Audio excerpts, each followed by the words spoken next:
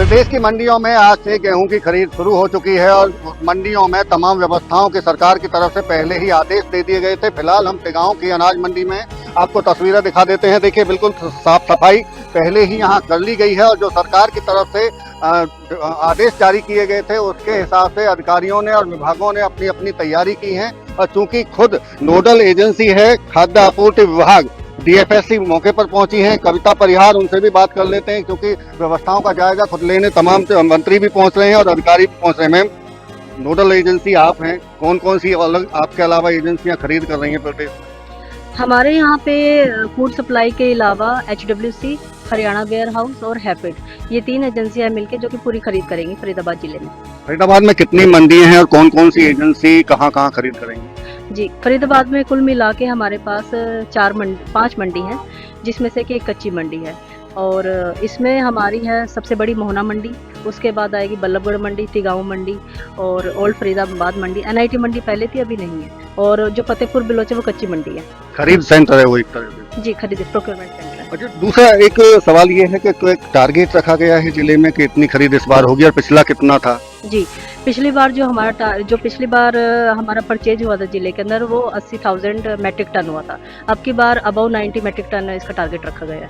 क्योंकि मौसम में हम देख रहे हैं बदलाव है, शुरुआत में चूंकि खरीद भी शुरू हुई है, नमी गेहूं में मिलेगी देखने को, क्या देख रहे हैं उस हिसाब से किसानों को क्या कहना चाहेंगे क्योंकि यहाँ नमी को देखकर ही खरीद होगी? जिस हिसाब से आपने बताया कि यहाँ पे मौसम में थोड़ा बदलाव है, बारिश चल रही है और आने वाले समय में थोड़ा बारिश का बताया गया है मौसम विभाग की तरफ से। सबसे पहले तो मैं यही बोलना चाहूँगी कि जो मॉइस्चर की लिमिट है वो 12 तक ही ली जा रही है, 12% तक ही अलाउड है।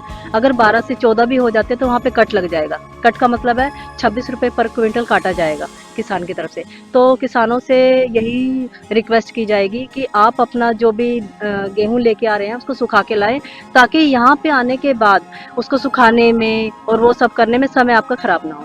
एक सवाल ये है मंडियों की व्यवस्थाओं को लेकर, क्योंकि अलग अलग मार्केट कमेटी भी अपनी व्यवस्था कर रही है, आपकी तरफ से किस तरह की व्यवस्थाएं हैं?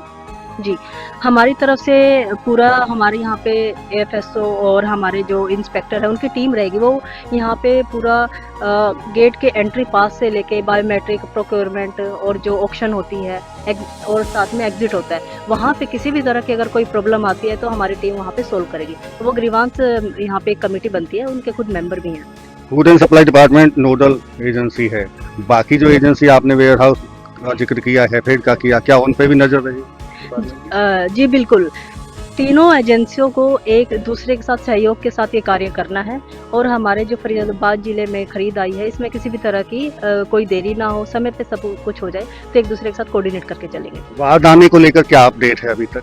जी, हमारे यहाँ पे जो फूड सप्लाई की रिक्वायरमेंट है वो 1900 बेल्स की रिक्वायरमेंट है।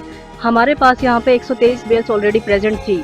अभी पिछले 3-4 दिनों में हमने वो पलवल से और सोनीपत से वो अवेलेबल करा लिया और हेडक्वार्टर में उसकी मंजूरी भी दे दी। तो हमारे हर मंडी के अंदर बेल्स अवेलेबल है। उधर से हमारे पास हेडक्वार्टर ने कोलकाता की तरफ से भी 50% बारदाना हमारा 15 तारीख तक आ जाएगा। ठीक है, महत्वपूर्ण सवाल है, अहम सवाल किसानों से जुड़ा हुआ है उनकी पेमेंट को लेकर। कई बार हमने देखा है उन लेट होती है पेमेंट, कहा तो जाता है 72 घंटे में पेमेंट पहुंच जाएगी, ऐसा 72 घंटे में ही उनकी पेमेंट पहुंच जाए, ऐसी क्या व्यवस्था कर रहे हैं इस बार? जी, जैसा कि आपने बताया कि किसानों की पेमेंट में कोई देरी ना हो, ये हेडक्वार्टर से लेके फील्ड लेवल तक इस चीज़ पे पूरा ध्यान दिया जाएगा। जो 72 घंटे है ये वो है जब गोदाम में जो अनाज लग जाता है किसान का, उसके 72 घंटे को हम काउंट करते हैं। मगर किसानों से मेरा ये अनुरोध है कि आप मंडी में अपना अनाज है वो सुखा के लाएं। जितना सूखा अनाज लेके आएंगे उतनी जल्दी आपकी ऑक्शन होगी, फिलिंग होगी और लिफ्टिंग हो जाएगी और गोदाम में लग जाएगा।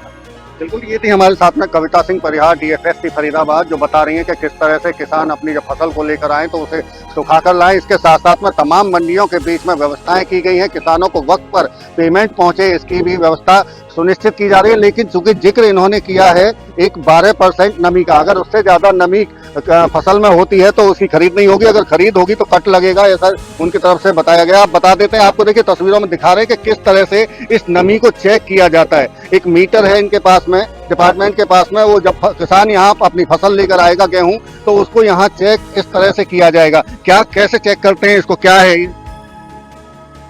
डिजिटल मीटर है जी ये। इसको फिलअप करेंगे इतना, उसके बाद इसका 2 अक्षर दबाएंगे तो वीट का मॉइस्चर बताएगा।